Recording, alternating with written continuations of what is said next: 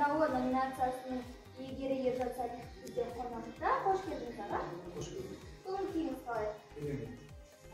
Жалпы 2021 жыл сізге несімен ерекшеленді? 2021 жылы жаңа жұмыстар басталды, біраз әндер жаздық, интервьюлер өттік. Алла қаласа 2022 жылы тағы да планымыз. Рахмет сізге, жалпы өзіңізге, еліңізге, халқыңызға және туысқандарыңызға сәлем болады. Ал құрметті қазылар елі, баршаңызды келе жатқан жаңа жыл мерекесімен құттықтаймын. Жаңа жыл. Ассалаумағалейкум, қазақ елі, баршаңызды келе жатқан жаңа жыл мерекесімен құттықтаймын. Жаңа жылда жаңа табыстарға жете беріңіздер. Берекелі болсын жылымыз. Тек қана